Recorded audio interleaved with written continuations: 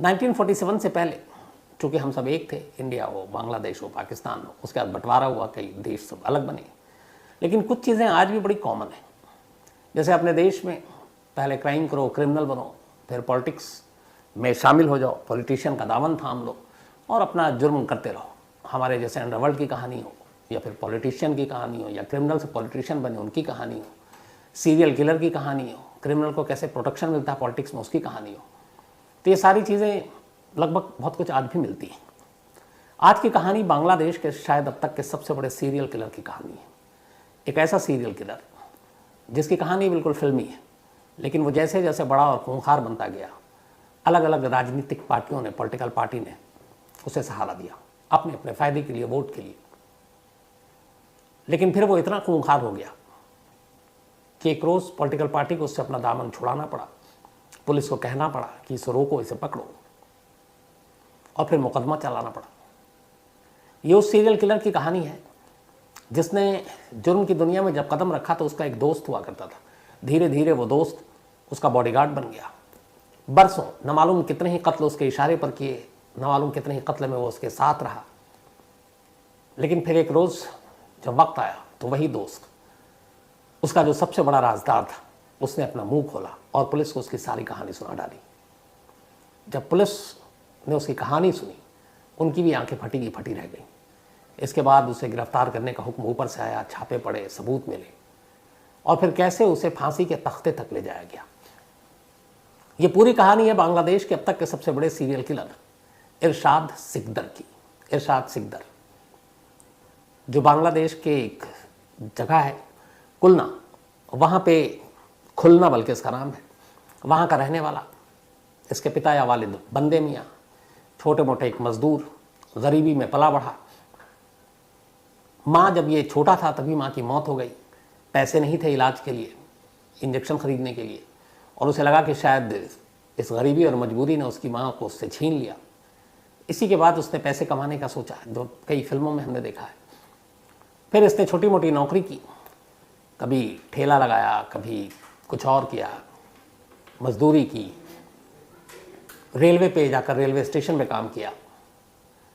फिर धीरे धीरे लगा कि इतने पैसे तो आ नहीं रहे। इसके बाद इसने कुछ लड़कों का एक गैंग बनाया, और ये गैंग बनाकर अब जिस रेलवे स्टेशन पे कभी ये मजदूरी या छोटे मोटे काम किया करता था, उसने कहा वहाँ के मुसाफिरों को लूटते हैं, और फिर अब मुसाफिरों को लूटना शुरू किया। पहली बार इसने मुसाफिरों से उनके गहने और पैसे लूटने शुरू किए। धीरे धीरे अच्छे खासे अब कमाई होने लगी। अब इसने और लड़कों को शामिल करना शुरू किया, और उन्हीं में एक लड़का मिला इसे, नूर, इसका सबसे भरोसेमंद साथी। अब लड़कों का गैंग बन चुका था, चोरी होनी शुरू हो गई, पुलिस के पास कंप्लेंट जाने लगी, और धीरे धीरे इस गैंग का नाम रंगा चोर, खुलना में पूरे रंगा चोर के नाम से ये लोग कुख्यात या मशहूर होते गए। रंगा चोर अब चोरी चोरी कर रहा था सब कुछ, लेकिन जो इरशाद सिकदर था उसकी सोच कुछ और थी, उसे करना कुछ और था। उसे बहुत सारे पैसे चाहिए थे। उसने कहा ये छोटी मोटी चोरियों से कब तक ज़िंदगी चलेगी, कुछ और बड़ा करते हैं। इसी के बाद उसने कुछ और लड़कों को अपने गैंग में शामिल किया, और अब ये बड़े बड़े वारदात, डकैती और इन सारी चीज़ों को अंजाम देने लगे। और अब रंगा चोर, उसे लगा कि चोर का ये जो टाइटल है बड़ा छोटा होता है। उसने एक नया गैंग बनाया और उस गैंग का नाम रखा रमाडा बहीनी। अब रमाडा बहीनी गैंग, और इस गैंग का सरदार इरशाद सिकदर।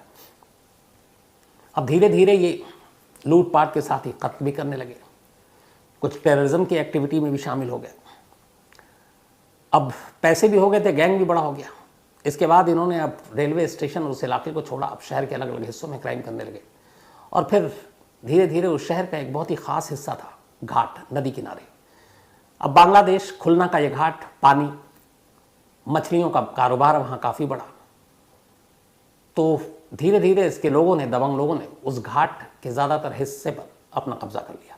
अब उस घाट पर जो भी जहाज़ या जो भी मछली पकड़ने जाता, जो भी चीज़ें करता, वो बिना इरशाद सिकदर की इजाज़त के नहीं होता। एक ज़रा से जैसे मुंबई में अपने डॉग का किंग या हाजी मस्तान इन लोगों ने शुरू किया, वैसे ही अब इरशाद सिकदर ने खुलना के इस घाट पर अपना कब्जा करके, और अब वो और ज़्यादा बड़े बड़े क्राइम और ये सारी चीज़ें करने लगा। जो लोग उसकी बात नहीं मानते उसे वो ठिकाने लगा देता। कहते हैं कि इस दौरान में अब तक वो कई कत्ल कर चुका था, लेकिन अभी तक किसी की नज़र उस पर नहीं थी। फिर धीरे धीरे उसको वही लगा कि अब क्राइम तो हो गया, चलो पॉलिटिक्स भी ज्वाइन करते हैं, पॉलिटिकल पार्टी ज्वाइन करते हैं। अब उसने अलग अलग पार्टियों को ज्वाइन करना शुरू किया। पहले उसने एक जातीय पार्टी ज्वाइन किया, फिर उसने बांग्लादेश नेशनल पार्टी ज्वाइन किया, फिर उसने अवामी लीग भी ज्वाइन किया। लेकिन जब इसने शुरू में जातीय पार्टी ज्वाइन किया, उसके बाद वहाँ एक वार्ड का ये कमिश्नर भी बना, 2 बार लगातार चुनाव जीता। अब क्राइम के साथ साथ एक राजनीतिक आसरा या सहारा भी इसे मिल चुका था। लेकिन बहुत सारे दुश्मन हो चुके थे। लाशें अब तक नदी में ही फेंक रहा था। उसे लगा कि जिस तरह से कत्ल कर रहे हैं, लोगों की लाशें फेंक रहे हैं, तो कभी न कभी शायद ये चीज़ें खुल जाएंगी। लेकिन लाशें फेंकने का तरीका था, वो एक जिंदा इंसान को किसी बोरी में बांध देता, उसमें सीमेंट भर देता और उसका सिर्फ सर का हिस्सा खुला छोड़ता और शिप पे या बोट पे जाता और बीच नदी में छोड़ देता।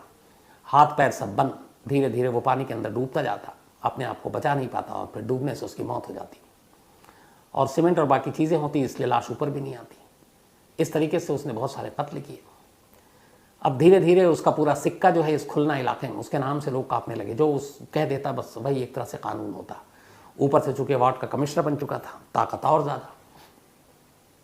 सब कुछ ठीक चल रहा था। इस दौरान में उसने अलग अलग 6 औरतों से शादी की, कुल 6 शादियाँ की उसने। ये भी कि उसने बहुत सारी महिलाओं के साथ बलात्कार भी किया और बहुत सारी महिलाओं को जबरन अपने घर पर काम के लिए रखा, लेकिन उनका शोषण किया करता था। ये सब कुछ चलता रहा। धीरे धीरे वक्त बीतता रहा। पावरफुल था, वोट भी मिलता था, इसलिए कोई उसकी तरफ उंगली भी नहीं उठाता। छोटे मोटे जुर्म होते, पुलिस भी उसकी तरफ आंख नहीं उठाती और पुलिस को भी वो हफ्ता देता, जैसे अपने यहाँ सारे क्रिमिनल करते हैं। तो पुलिस भी उसके हर जुर्म को अनदेखा कर देती। सब कुछ अब तक ठीक चल रहा था। खूब सारे उसने पैसे कमा लिए थे, जिंदगी ऐश की थी, 6 बीवियां थी। लेकिन तभी 1996 में एक इंसिडेंट होता है, और होता यह है कि एक और पॉलिटिशियन जिनका नाम खालिद हुसैन, अच्छा खासा दबदबा, अच्छी खासी इमेज, कुछ ऐसे महकमे थे जिनके टेंडर को पास करने या टेंडर देने के लिए खालिद हुसैन की इजाज़त की ज़रूरत पड़ती थी। अब इरशाद सिकदर हर टेंडर और हर चीज़ में जबरन लेता, धमका कर लेता, जो नहीं मानते उन्हें मार डालता। यहाँ उसका पहली बार खालिद हुसैन के साथ आमना सामना होता है। एक टेंडर के लिए वो अप्लाई करता और खालिद हुसैन उसको उस टेंडर को गैर कानूनी तरीके से देने से साफ इनकार कर देते हैं। अब खालिद हुसैन इकबाल बल्कि इरशाद सिकदर के निशाने पर। दूसरी तरफ खालिद हुसैन का भी अपना एक जलवा, एक पॉलिटिशियन, बड़े नेता, और उसी अवामी लीग से जुड़े हुए खालिद हुसैन जिससे इरशाद सिकदर भी जुड़ा हुआ है। लेकिन एक टेंडर इन दोनों के रास्तों में एक तरह से रुकावट डाल देती। अब इरशाद सिकदर कहता है कि ये टेंडर दे नहीं रहा खालिद हुसैन और उसकी इज्जत की बात है, उससे बदला लेना है। एक रात वो नूर को लेकर, जो उसका बॉडीगार्ड, उसका पुराना दोस्त, वो सीधे खालिद हुसैन के घर पहुंचता है। नूर को ये लगा जो उसका बयान है कि शायद वो जाकर धमकाएगा कि टेंडर दे दो फिर वापस आ जाएंगे। लेकिन वहाँ घुसते ही इरशाद ने खालिद हुसैन पर हमला बोल दिया। इसके बाद लगभग वो बेहोश हो गया। उस बेहोशी के आलम में भी वो उसके सीने पर बैठा, खंजर निकाला, उसके जिस्म की सारी हड्डियां तोड़ी, फिर तमाम खंजर उसके सीने में उतारे। उसे जब यकीन हो गया कि वो मर चुका है, फिर उसकी लाश को घसीटा और बाहर उसकी कार खड़ी थी, उस कार में ही खालिद हुसैन की लाश को डाली। फिर उस कार को खुद चलाया और कार को चलाते हुए उसी नदी किनारे ले गया जिस नदी में नामालूम उसने कितने कत्ल किए थे। ले जाने के बाद कार को लाश समेत उसने नदी में फेंक दिया ताकि ये लगे कि एक एक्सीडेंट है, और घर लौट आया। बाद में नदी से कार बरामद हुई, कार से खालिद हुसैन की लाश बरामद हुई।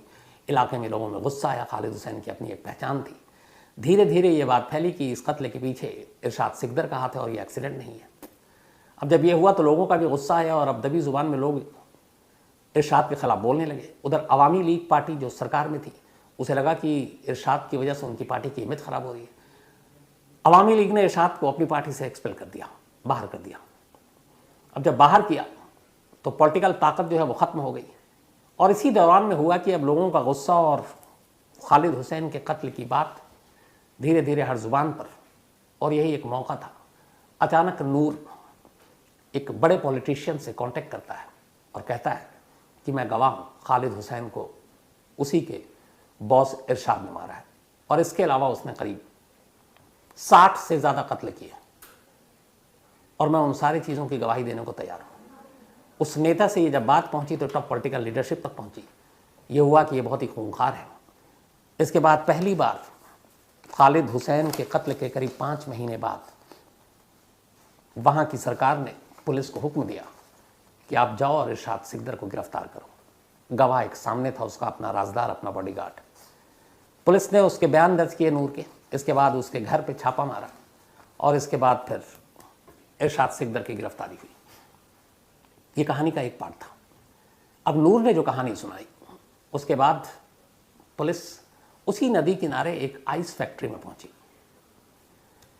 जो मछलियों का कारोबार होता है या और भी बहुत सारी चीज़ें होती हैं, उसमें मछलियाँ ख़राब ना हो, सड़ ना जाए, तो कोल्ड स्टोरेज में या फिर आइस के साथ रखी जाती हैं। इससे खुलना इलाके में सबसे बड़ी आइस फैक्ट्री थी और कई साल पहले मालूम था ये बात इरशाद को कि इस आइस फैक्ट्री की बहुत डिमांड है। आसपास के जितने भी बिजनेसमैन हैं वो सब आइस खरीदते हैं, आइस की यहाँ ज़रूरत होती है। उसने उस आइस फैक्ट्री के मालिक को पहले डराया धमकाया, फिर उसे भी मार डाला और जबरन इस आइस फैक्ट्री पर कब्जा कर लिया। 2 वजह थी इसकी। एक, अब उसने आइस फैक्ट्री पर कब्जा करने के बाद सीधे आइस का रेट डबल कर दिया और हर बिजनेसमैन, हर मछुआरे, सभी डीलर से ये कहा कि कहीं किसी और आइस फैक्ट्री से अगर किसी ने आइस खरीदी तो फिर वो अपना अंजाम भुगतेगा। इरशाद सिकदर के लोग खूंखार, उसके नाम से लोग खौफ खाते थे। किसी भी बिजनेसमैन, डीलर या मछुआरे की हिम्मत नहीं हुई और सब उसी आइस फैक्ट्री से अब आइस खरीदने लगे। तो एक तो उसका धंधा डबल हो गया।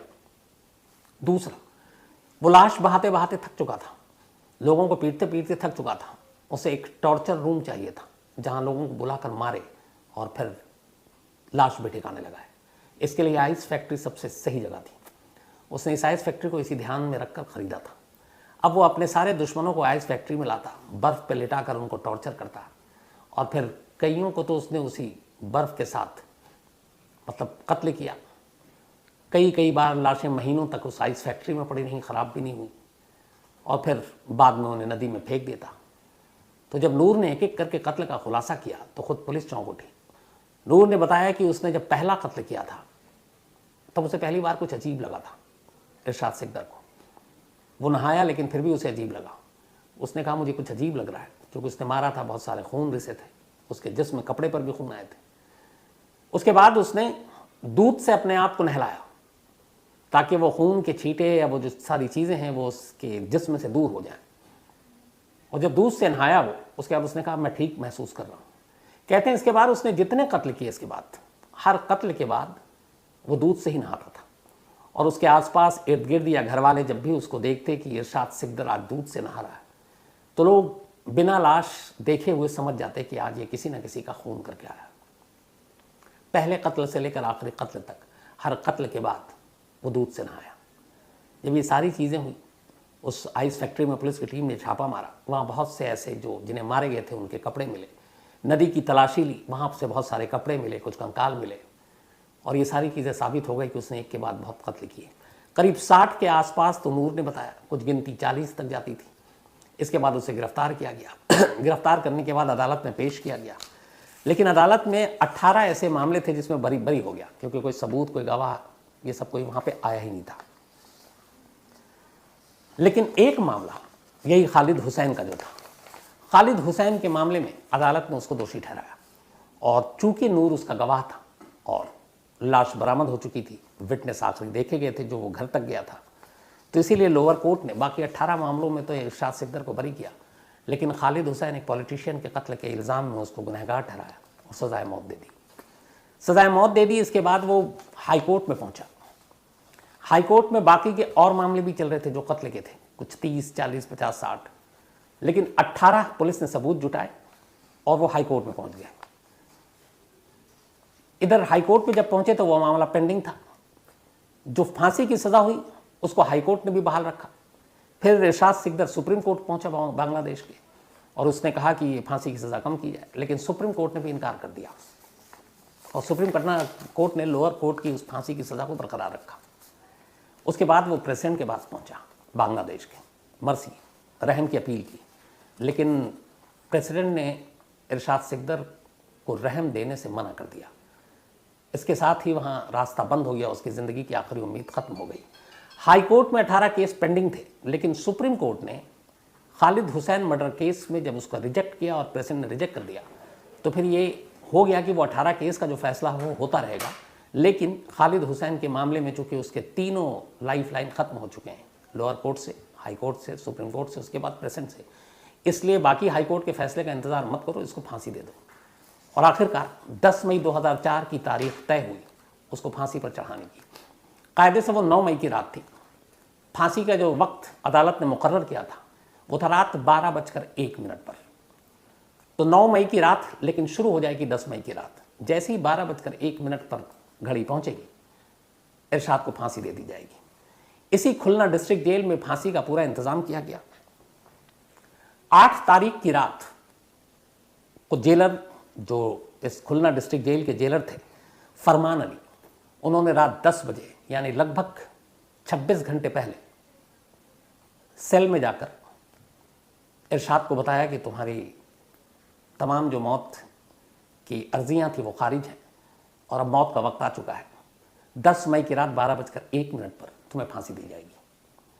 ये सुनकर वो लगभग गश खा गया था। इसके बाद उसे बताने के बाद कि ये कुछ करे नहीं, बाकायदा बहुत सारे गार्ड उसके सेल के पास लगातार खड़े किए गए ताकि हर वक्त वो उस पर नज़र रख सकें। उसे आखिरी ख्वाहिश पूछी गई तो उसने कहा कि मेरे मौत के बाद मेरी लाश मेरे बड़े भाई और छोटी बहन को सौंप दी जाए। मिलने के लिए सुबह सुबह फिर अगले दिन खबर चूँकि फैमिली को दे दी गई। तो इरशाद की जो पहली बीवी थी, 6 बीवी में से खदीजा बेगम, वो कुछ रिश्तेदारों के साथ जेल पहुंचती हैं सुबह 9 मई 2004 की।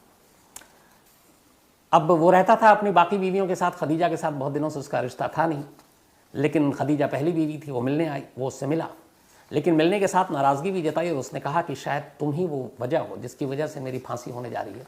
तुमने मेरी परसी, मेरी रहम की अपील प्रेसिडेंट के सामने ढंग से नहीं रखी। अगर ढंग से रखती तो शायद मुझे मौत से बचाया जा सकता था। तो अपनी पहली बीवी से उसने नाराज़गी जताई और कहा कि मेरी मौत के बाद मेरी लाश पर तुम्हारा कोई हक नहीं है, मेरी लाश जो है मेरे बड़े भाई और मेरी छोटी बहन को दे देना। ये कहकर वहाँ से वो निकल गया, जेल के अंदर चला गया। पहली बीवी के जाने के बाद अब दूसरी बीवी बाकी रिश्तेदार और बच्चों के साथ जेल पहुँचती है। इरशाद को खबर दी जाती है कि तुम्हारी दूसरी बीवी और बाकी रिश्तेदार आए, लेकिन वो फिर बाकी किसी और से मिलने से साफ इनकार कर देता है। सिर्फ अपनी पहली बीवी खदीजा से मिला, दूसरी से और बाकी रिश्तेदारों से नहीं मिला। और पहली बीवी से उसने, जब खदीजा आई थी तब उसने पूछा भी था कि क्या मुझे फांसी हो जाएगी, क्योंकि टाइम है 10 मई 12:01। तब खदीजा ने उससे ये झूठ कहा था कि नहीं, तुम्हारी फांसी रुक जाएगी, अभी हम लोग कोशिश कर रहे हैं। तब उसने कहा कि मुझे मालूम है कि मुझे फांसी हो जाएगी। जब मुझे जेलर ने बताया उस रात मुझे नींद नहीं आई, लेकिन जो थोड़ी बहुत मैं सो पाया, मैंने अपने पूरे फांसी में कैसे कैसे मुझे मौत आएगी वो मैंने ख्वाब में देखा था, और वो ख्वाब हकीकत में बदलेगा। ये उसने अपनी बीवी से कहा। पहली बीवी चली गई, बाकी किसी बीवी से उसने मुलाकात नहीं की, किसी और रिश्तेदार से मुलाकात नहीं की। इसके बाद 9 मई की रात आई, करीब 11:55 पर 9 मई 2004 को इरशाद को उसके सेल से निकालकर फांसी घर तक ले जाया गया। बाकायदा ढाका सेंट्रल जेल से उसे फांसी देने के लिए 3 जल्लाद को बुलाया गया था, पेशेवर। उनमें से एक का नाम था हफीजुद्दीन, एक का शाहजहां और एक का हैरिस मियाँ। ये तीनों वहाँ आए। 6 प्लाटून जेल के बाहर लगाया गया, क्योंकि वो एक बड़ा क्रिमिनल था, एक बड़ा सीरियल किलर था, तो कुछ गड़बड़ ना हो। 6 प्लाटून जेल के इर्द गिर्द, जेल के अंदर की सुरक्षा बेहद टाइट, 3 जल्लाद ताकि वो गलती ना हो, और उसके बाद उसे घसीटते हुए, क्योंकि वो चल नहीं पा रहा था, जो आखिरी विटनेस बता रहे हैं, और उसे फांसी के तख्ते तक लाया गया। सब कुछ लगभग 11:58 पर तैयार हो चुका था। उसके गले में फांसी का फंदा डाला जा चुका था, तख्ते पर खड़ा किया जा चुका था, लीवर जल्लाद के अब हाथ में था। बस इंतज़ार था घड़ी का कि 12:01 10 मई 2004 जैसे ही ये हो, लीवर खींच दिया जाए। और ठीक 10 मई 2004 12:01 पर जेलर के हुक्म पर जल्लाद ने लीवर खींचा, और अगले कुछ मिनट में ही इरशाद फांसी के तख्ते पर झूल गया। कुछ देर तक झूलता रहा, फिर अगली सुबह, क्योंकि उसके रिश्तेदार जो थे वो सब जेल के बाहर थे, 12:01 पर फांसी दी गई। लेकिन इसके बाद अगले 5-6 घंटे तक लाश जेल के अंदर थी।